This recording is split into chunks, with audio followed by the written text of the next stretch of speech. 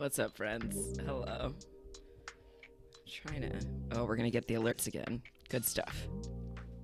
Maybe. Rough. Okay. Hello. Hi, Sam. 2 years. EPLP at 25 months. Sneaking past my own brother. Hi, Rudy. Got a little drive here, so lay it on me that it was dumb to have Jake voted out last. That's what I was laughing at as I was coming into the stream. I mean, you knew that your predictions were silly. And that's okay. Well, same amount of time, but somehow mine isn't a streak. Oh, you're 25 months, but on a 24-month streak. Oh, okay, you're right. Interesting.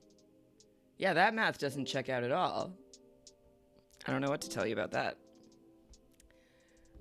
Okay, should we talk? We'll talk Survivor finale. I'm gonna pull up the spreadsheet and the predictions. Hi, Scott. Hello. Yeah, so Rudy said last person voted out Jake. Who goes to fire? Julie and D. Who wins fire? Julie. And who wins? Julie. And you said going all in on Julie. I think knowing that was not a very likely outcome, but for the sake of your draft team, you stayed true. I did pretty good. What did I got it wrong. I thought Katurah would win at fire. That was the part I did not get correct. And I think, and EPLP had it that Julie would be the last voted out, which is also what I said. He said Austin and Katurah would go to fire, and Katurah would win, and then D would win the game. So glad I picked D in the beginning. Such a dominant queen. I gotta say, I mean, I'll be fully honest, that really took me by surprise. She was not on my radar at all in the preseason. I, from listening to her interview at the start, did not think she was gonna do well at all. So that one's on me. I don't feel bad about any of the people that I was confident in. I think they all showed themselves to be good players. But of the people who did well, D is the one who was not on my radar. I liked Julie. I had Julie on a couple draft teams. I liked Austin. I had Austin on, I think, all my draft teams. I had Katurah on all my draft teams. And then a mix of Sabiyah and Kelly across various combinations. So other than Sabiyah kind of getting tribe screwed at the start of the game, I think in different circumstances she would have made it really far. And obviously Kelly and Katurah both did great. So Krokorok. I read it as Krokorok, this Pokemon, because of Zelda. We still have more Zelda to play too. We'll get to that eventually. But I'm feeling Final Fantasy VII these days. And then maybe we'll put something else in the rotation also. I have lots of Switch games to play. It could also be fun to do another Fire Emblem playthrough maybe in the new year. I want to pick the test negative stay positive guy for 46, but I know I shouldn't because of my theory on winners. 46 would have seen Jam as the last winner. +1 to Fire Emblem. Yeah, Sam, I know you'd love for me to play some more Fire Emblem. I would like to do it, and I felt like I met some different people on Twitch when I was doing that. Like, that pulled in some other folks, and I think that's a good thing. So maybe we'll do the red people. I don't remember, other than that's the golden deer for you. I don't remember what the houses are anymore, but could do the red one and see how the twist goes. Red is the one where stuff goes crazy halfway through. Hot take, but you felt no sympathy for Jake in the final challenge when he was like stomping on it. So it's interesting because he talked about it, and he said he wasn't doing that out of frustration. He just thought it was sturdier than that and wouldn't break, and that he was saving himself energy by not picking his feet up through the rope the whole time. And like, why high step it back when he had nothing to preserve, and so instead thought he could just walk over it and save himself some time, and instead it broke, and he said he felt really bad.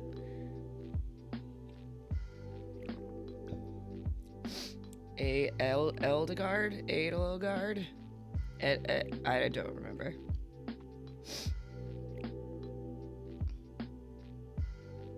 It would be interesting because I don't remember a lot of the story at this point. Like, it's been long enough now that I've forgotten a lot of it.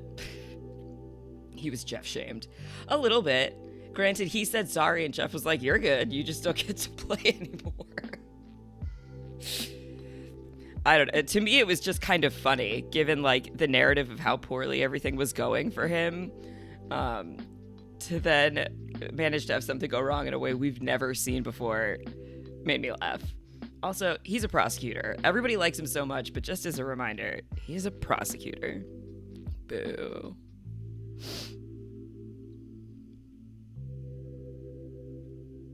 After lying about being a public defender so that people would like him more, because he knows. Yeah. Anyway, I thought the first hour of the finale was really strong, and then I thought the rest of it was pretty boring. Like, up through the final 5 vote was great, and then I was like, cool, the rest of this is gonna be, but we know where we're headed, and we're just gonna take an hour and a half to get there. And I don't know, the after show just doesn't really do it for me. I had it on, but I wasn't really paying attention. Because it feels like rehashing the game in the moment right after it's finished is, you're not really getting a lot out of that compared to having the time and perspective and reflection of having seen the show as it aired and having some distance from the experience and stuff. But they're gonna do what they're gonna do. If we got both, I think that would be better. But I just don't think the after show is very good TV. Personally. Yeah, I don't know. But we finished 45. 46 starts in like 2 months or a little less. As soon as D won immunity at Final Four, it was over. She knew she didn't need Fire to win. I mean, I think as soon as she survived the final 5 vote, it was over. And I looked and it was like 9:05, and I was like, well, this is going to be a boring hour and a half. I don't think she even needed to win Final Four immunity to make it to the end. I guess it's possible that if Austin won that immunity instead, he has said he would have put himself in fire against D, and maybe that's true. And maybe he beats her. But from the minute she made it through the last vote, it just felt pretty likely to me that she was going to the end and therefore winning. I felt bad for Katurah because I was very frustrated with the way the Final 5 vote went at the time. Hearing her, the fact that the show gave her a confessional to explain her choice helped a lot, I think, in terms of understanding why after she was like, we have to get D out, now is the time, she then didn't vote D, because it was a matter of self-preservation. Like, better to not get out the person you want to get out and still be there than to vote for who you think should go home but end up getting voted out yourself in the meantime. So as much as in results-oriented thinking, yes, she should have voted for D, obviously. And would it have helped if Jake had told her she was playing the idol on her? He was playing the idol on her? Yeah, of course. But is it also understandable why he didn't do that? Yes. So as much as it, again, being results-oriented would have helped both their games if he had told her that he was going to play the idol, I think both of their choices are understandable. They just led to an unwinnable outcome for both of them. And they should have gotten D out sooner. But that's what you always say about the winner. Overall, though, definitely my favorite season of the new era. Pre-merge better than post-merge. I feel like most seasons have one or the other. Rarely are you on fire through the whole season. But the absolute madness of that final 5 vote definitely boosted the quality of the finale to me a lot, because it was just so wild. Even if the result was frustrating. It's because Reba was the only tribe this season to trust each other. Yeah. You'll have to listen to some Shannon analysis of that vote. She loves going through all those permutations. Yeah, they broke it down. I have skipped Survivor Global generally this season, but I like Nick Idanza a lot, so I did listen to the finale podcast that they did together, talking through everybody's motivations as they saw them at that vote. Because it's confusing. It's a lot. There's a lot going on.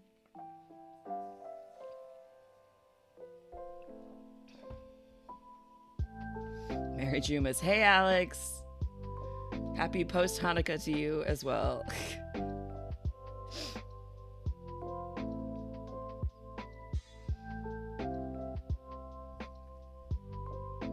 Did you watch the Survivor finale, Alex? Are you all caught up? I don't want to spoil anything if you haven't seen it, but I feel like you have. You're driving to Kansas City tomorrow and back, so you have lots of podcast time. Hanukkah's going to start on Christmas next year. Yeah, we talked about that. That's really late. Starting on Christmas. You saw it and you're working, so you're half listening as always. Okay, sure. Katurah got the Sia Grand Prize for 45. Oh, I haven't seen who got the Sia money, but that's not surprising.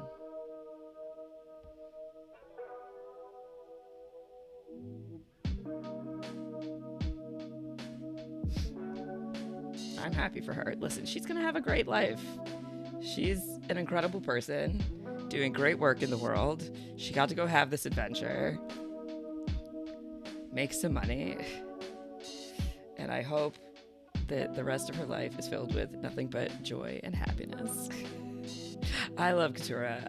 I wish her edit had done her a little more justice. I think she's really great. I'd be curious to see her on a returnee season, outside of the Bruce orbit. Do I get worked up about final vote counts? I care more about the outcome, but not the margin like Twitter seems to. Yeah, I think I don't care as much. Ultimately, it's about who wins. Doesn't matter if you win 7-1 or 4-3. That's not math. 5, whatever. Jacob and Caleb also got smaller Sia prizes. Caleb? Whatever. Interesting. I get bummed out for 0 vote finalists, because I think we continue to see that it would just make more sense to do a final 2 and it would be better TV. And I think it sucks to sit there and wait for your name to be read and just never hear it, but no, I don't care too much about the vote count. I care about who votes for who because I think that's interesting. But that's more on an individual level and not as much on about what the numbers add up to other than who wins. Because Dee gets that same money, like I said, whether she gets all 8 votes or only, quote unquote, only 5. Who was talking about this? What was I listening to today? Why blank won and why everybody else lost, with David and Jessica, talking about how whether the jury kind of plans the votes so that everybody gets a vote, and it seems like they don't do that. And they were talking about how, specifically with Winners at War, people were concerned about giving Michelle a vote, in case that snowballed into something else, because of this. I guess because of the theory that if you go to the end with two people who played similar games, maybe their votes get split enough that you pick up the plurality. But we've never seen that happen. I think we've seen in 43 and 45 women jurors being given a lot of flack for voting for a male finalist over a better woman finalist, which seems deeply problematic and anti-woman in the name of supporting women. Yeah, sometimes that happens. People decide that if you support any individual man at all, it means you are anti-woman. Never mind that you could just actually have an opinion that is more than I will vote for the woman because she is a woman. Obviously, yes, I think Dee played the better game than Austin. But if Austin had played the better game, vote for Austin. It's not about gender at that point. Would I go into it hoping that a woman would win and I would be able to vote for a woman if I were on the jury? Of course. But if the man plays the better game, you vote for the man. If I was voting in the jury on 44, I would have voted for Jam Jam. Nothing against Carolyn. Jam Jam had the best game. Gabler aside, I also think Survival will show more of why the winner won and less of why the loser could have won. Well, so this is another thing people have talked about was the story of this season, at least partially, how Austin lost rather than how Dee won, because they love their young, strong guys. I think it's certainly better than it used to be, but it's tough. I think they still struggle to an extent with really telling the story of a dominant social game, because it's hard to fully show those relationships in the amount of time they have on TV, even with the 90 minutes. Let's be real, Bruce was never voting Dee. Even if Dee doesn't make fun of him, he was closer to Jake and Austin. Whatever. Bruce could have basically not been at that finale, apparently. No questions from Bruce, no comments from Bruce. Just that the moment of, well, you should have played your idol. And she's right. Was it the right thing to say it? Probably not, I guess. But honestly, that would have made me want to vote for her more. I really liked it. It sounds like, I guess, they left a lot of stuff out to maybe kind of soften things in the edit for her. But whatever, she's headstrong, be headstrong. I'm headstrong too. I support that. I liked that moment, and if she had more moments like that on the island, I could understand why people like me would be friends with her. That's probably, that energy, I'm sure, is why she and Katurah bonded so much. And to Katurah's credit, while we're here, I don't want it to get lost in the sauce that, lost in the sauce, where did that come from? Dee was like, I'm putting you in fire because you're a big threat and you need to go home. Excuse me, hold on a second. And I thought Katurah did a great job of using that to her advantage at Tribal Council, where if she had won at Fire, I think she had a decent shot in Final Tribal Council, because she literally could have been like, look, Dee wanted to get rid of me because she didn't think she could beat me, and now I'm still here, so I don't know what to tell you. You want to vote for the person who thinks I'm better than them, or you want to vote for me, who they think I'm better than? I don't know. She dug her heels a lot, and people stayed on her side, so that's a winner. Yeah. She got her way on votes where other members of her alliance wanted to vote differently. How long was Julie trying to get Jake out, and Dee just kept going, we're not doing that. Even though literally it was because Jake voted with Caleb, is that right, at the split tribal, and wrote down Julie's name. And that's the thing that made her want to go after Jake for the rest of the game, which was kind of short-sighted, I think. She was certainly giving Big D energy. Has that been used yet? Actually, I don't think so. Yeah, I mean, you can make lots of puns with D as a name. It makes it pretty easy, but that's very funny.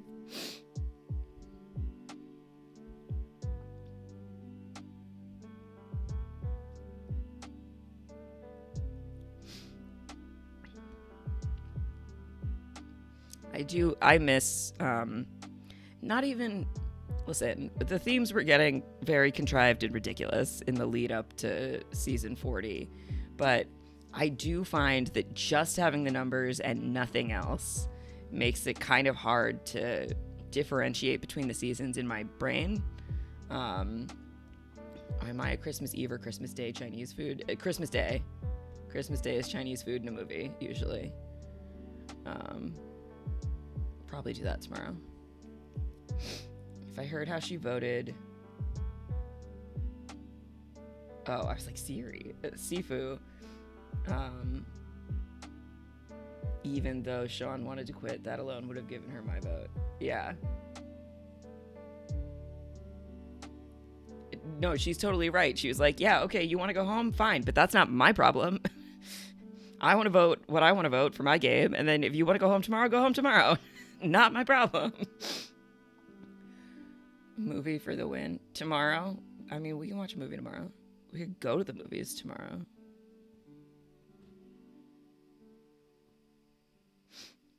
My favorite part of Dee's win was she was confident enough not to put herself into stupid fire, and the jury didn't care. Yeah, I think people kind of need to get over... Look, Chris Underwood did what Chris Underwood had to do, but winning at fire is not a move. It's a thing you did. Alamo Pass says go to movie. Well, my Alamo Pass isn't currently active, and I don't know if I'm going to reactivate it, but I probably have enough on the gift card that we could go to a movie. And I do still have more free stuff to use up by the end of the year. We can look into what's playing and pick something. Except you can't eat anything there. Hopper's doing keto right now, and as a vegetarian, it's very difficult for us to eat together at the moment. What's playing in Brooklyn tomorrow? We'll find out. I really want to see Color Purple. There's a person on 46 that really reminds you of Bryce. Are you talking about test negative, stay positive? You can eat salted nuts. They don't have those at the theater. Yeah, I know. I really want to make him my initial winner pick without knowing anything else. Almost certainly he's not winning. But you never know. We'll see how he's certainly going to be on my draft teams. I can tell you that much. And really, winner picks are just about bragging, right? They don't actually impact your draft rankings, positions, other than in the finale predictions that we do. Oh, there are several things I would go see tomorrow. Oh, jeez. Every showing of The Color Purple tomorrow is sold out at our local theater. And there's 1, 2, 3, 4, 5, 7 of them. That's wild. I mean, it comes out tomorrow, so I kind of get it, but also I didn't realize it would be that popular. Wiggler saw Aquaman and hated it, I think. He said he walked out. I didn't know if he was joking or if he meant that literally, but we'll save Aquaman for when we can watch it at home.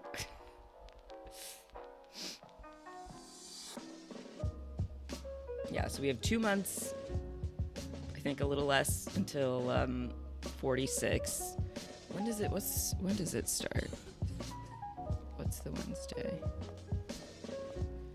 The 21st or the 28th? I think it was early. It might be the 21st. What is this song with all these weird sound effects in the background? Get out of here.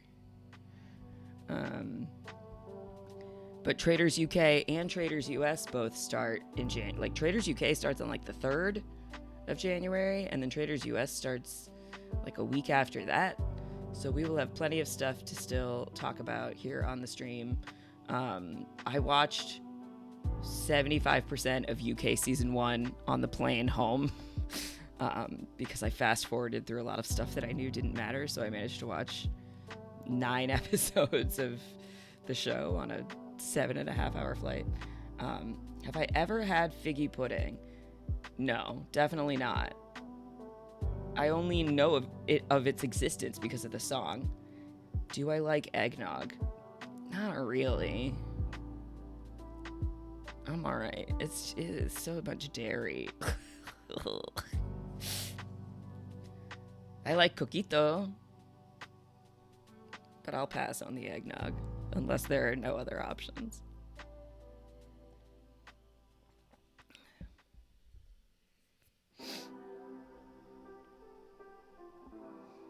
And also, I will just stick to regular straight liquor. I don't need to make it complicated. Mrs. All N is an eggnog file. No, thank you. The texture is not really for me in general.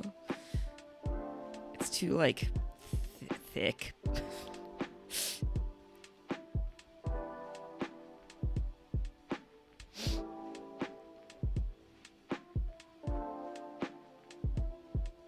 What is figgy pudding? Because it can't just be mashed up figs.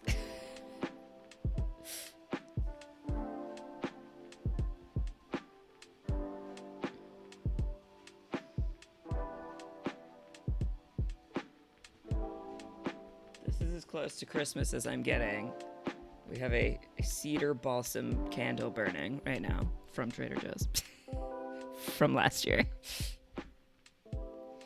Always gotta have your seasonal Trader Joe's candle. Got the Honeycrisp apple for the fall, the cedar balsam for the winter. Rum for the balls. I'm sorry, what? Scotch for the cookies, vodka for everything else. What? I know you mean figgy pudding, but I want fight pudding. So bring us some fight pudding. So bring us some fight pudding. So bring us some fight pudding. I'll fight you right now. Fight pudding is extremely jam. Yep. Yes, it is.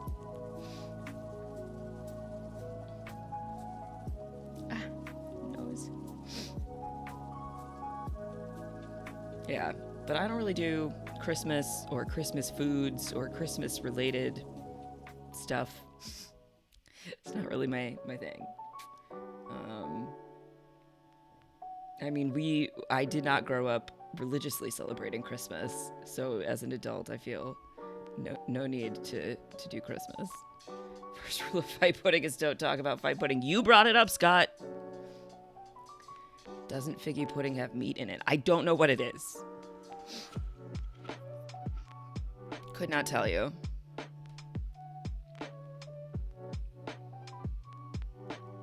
I still don't know what, I don't really understand what a mince pie is.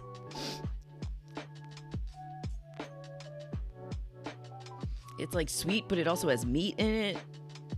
I saw them several times in places when I was in the UK, and I was like, I don't trust I don't trust it. No, thank you. It just seems like a weird combination of stuff. Traditional Christmas Eve pizza? Really? That's not one I've heard before.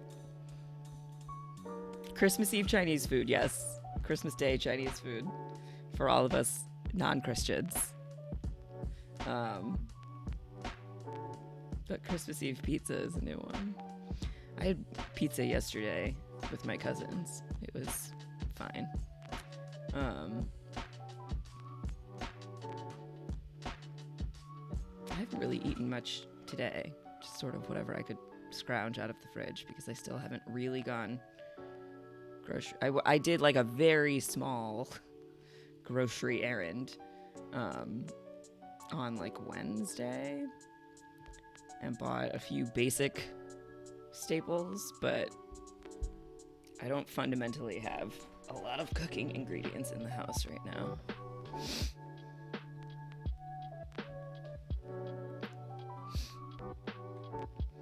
I picked up some chutney because I'm now that I ate a lot of chutney while I was in the UK, and now I'm really into chutney. But the only one that the store had was a mango, which is fine, but I would like some other ones. And this mango in particular is like very sweet. My dad's side of the family is doing soup today, and he's having a conniption because there's no roast turkey or ham. I believe there's going to be a ham cooked in my house tomorrow, which is why I'm going to not be here because I find that gross. Dad is anti-soup.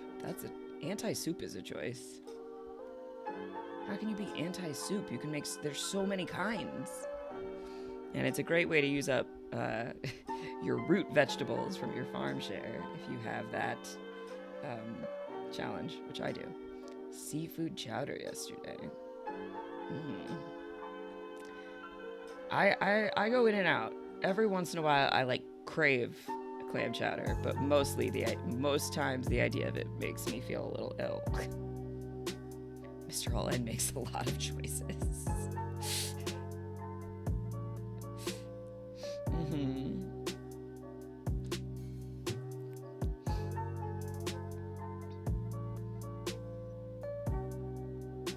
Wait, are you driving to Kansas City, Kansas, or Kansas City, Missouri?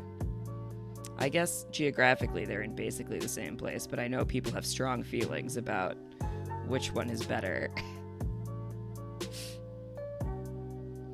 I used to have a roommate who was from Kansas City, Missouri, and I used to have a very close friend who was from Kansas City, Kansas, Missouri for a Chiefs game.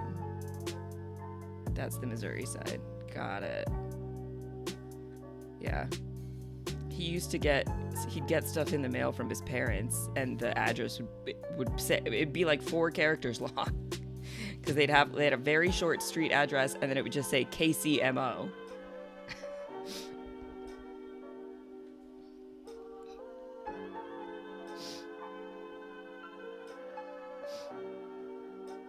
Your cousins are in Kansas.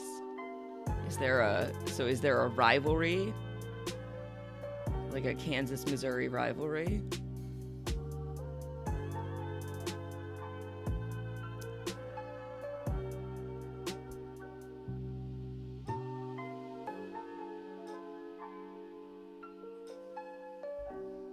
Wait, are you driving to a game tonight? I don't really know when football happens. Yes, circa the 1850s. The rivalry?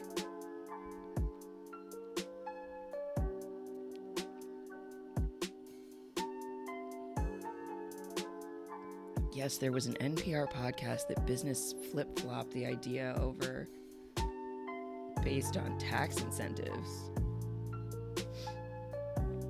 The Chiefs, is that Taylor Swift's boyfriend's team? I think so. Travis Kelce. The game is tomorrow. You won tickets through Omaha Pro Volleyball Classic stuff. That is a deeply Midwestern thing, to like be rooting for a team from a completely different state because you just don't have one. Like my grandfather roots for all the like St. Paul teams or the Minnesota teams because there are no South Dakota pro sports teams. They're sweet tickets. So if you see Taylor, you'll post it. Wow, fancy.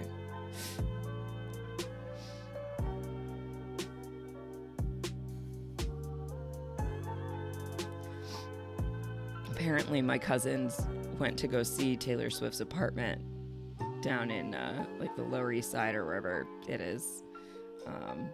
I didn't even know she had an apartment here. I mean, it's not surprising, but it's not something I'd ever thought about. I just have I don't care about Taylor Swift. It's nothing personal. I just don't care. Sorry, not sorry.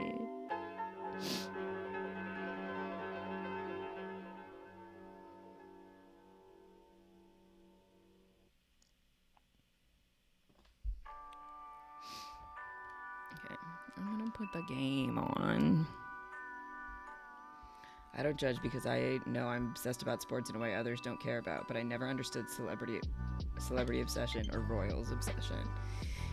We have no Chiefs gear.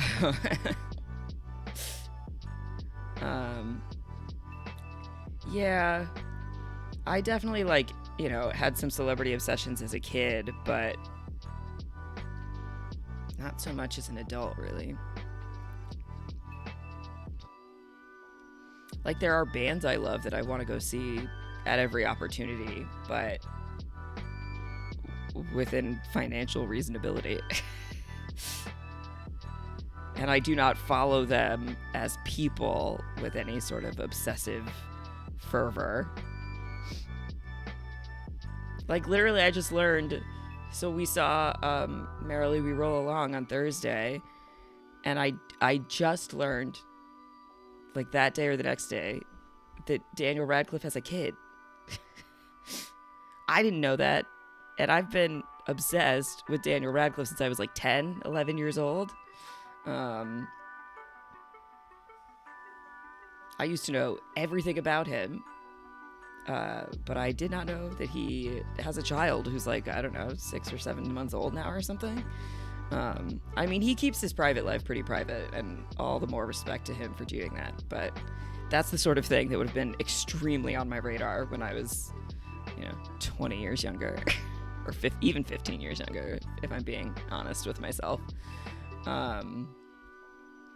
Yeah, I think part of it too is sort of working in the industry, very much on the customer facing side of things right now, but also as a creative, I just can't get that worked up about people, because there is a part of me that always hopes eventually we will be colleagues of some kind, and so I can't be weird about them now. I can forgive my 12-year-old self. I can't do it now at 33.